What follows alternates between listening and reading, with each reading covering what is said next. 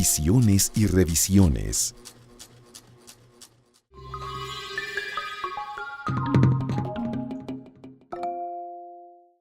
Bienvenidos a Visiones y Revisiones, una mirada al desarrollo de las artes en México. Yo soy Gabriela Ramírez y en esta ocasión vamos a bailar y a deleitarnos con lo mejor de la música emergente alternativo de vanguardia. Se trata de un sonido rebelde que escapa a la clasificación, que fusiona ritmos diversos y que es tan autónomo que no requiere del tradicional sistema de promoción para triunfar.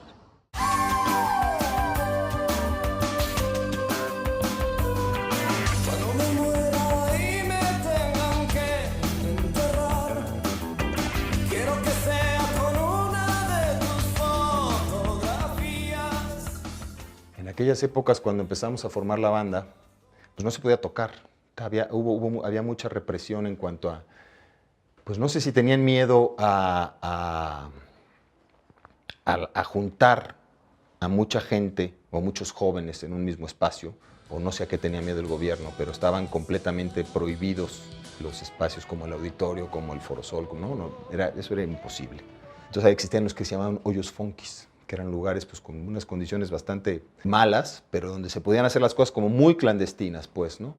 Era una cultura popular, una cultura de la calle, y de ahí es nosotros, de donde salimos, haciendo tocadas, pues donde se podía, en los garajes, en bodegas abandonadas, en baños abandonados.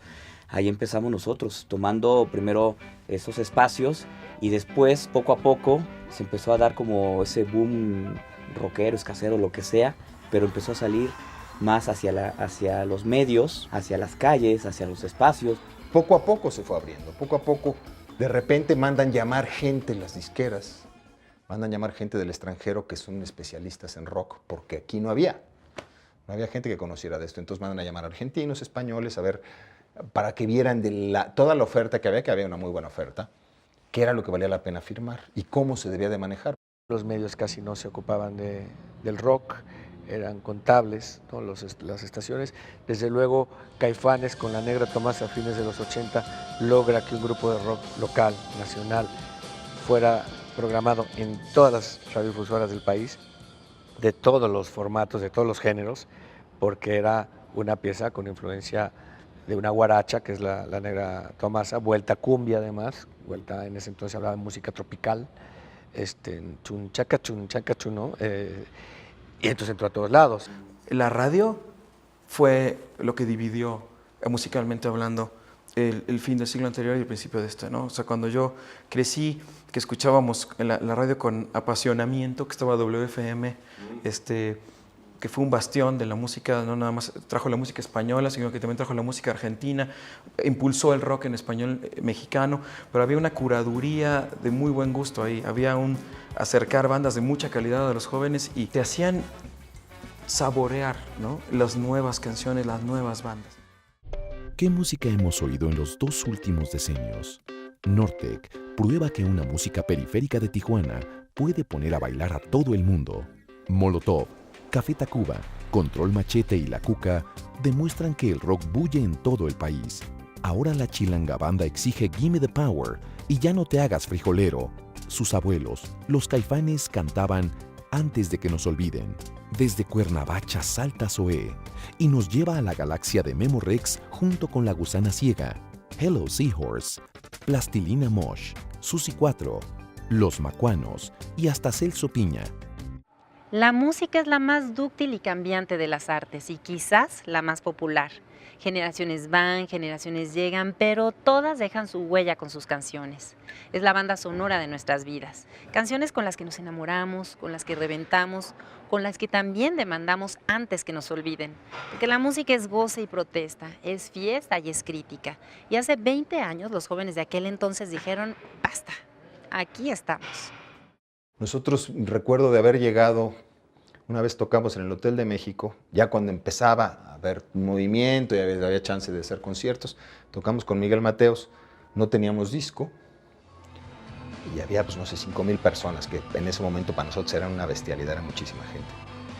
Empezamos a tocar y la gente cantaba las canciones y dijimos, ¿y esto de dónde? ¿Cómo es posible? ¿De dónde se las aprendieron? ¿No? ¿Cómo conocen las canciones? Y era gente pues, que estaba muy ávida, pues, ávida de tener sus bandas, ¿no? De escuchar otra cosa que no fuera los artistas prefabricados que existían y el pop que estaba ahí, ¿no?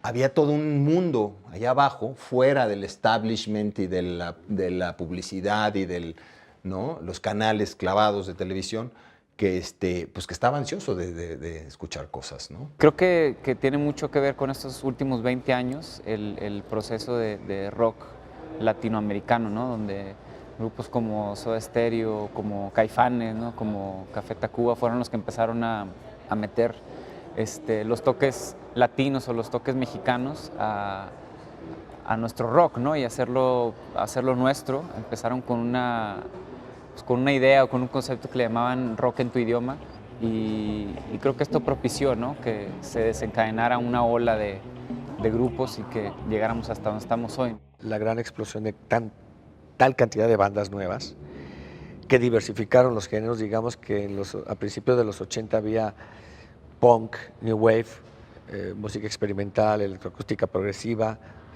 rhythm and blues, rupestres, pero de repente empieza a haber cada vez más diversidad de géneros.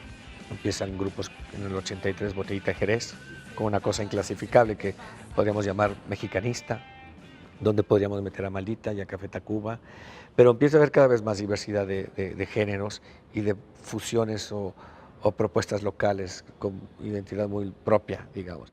De este boom en los 90s del rock, principios de los 90s, ¿no? Cuando aparecieron algunas estaciones de radio en México que favorecían mucho la cultura del rock en español, inclusive había algunos programas dedicados al rock en español.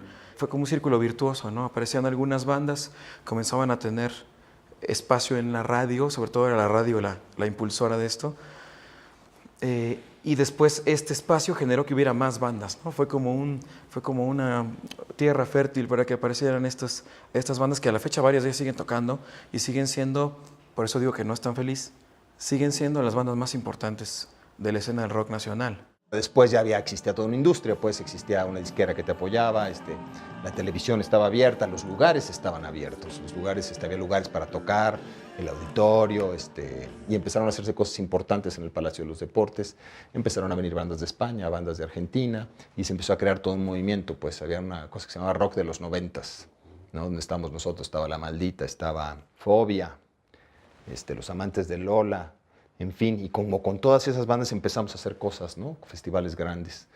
Y se empezó a generar un rollo que dejó de ser underground, pues, o alternativo, ¿no? Para ser parte ya como de la industria, ¿no?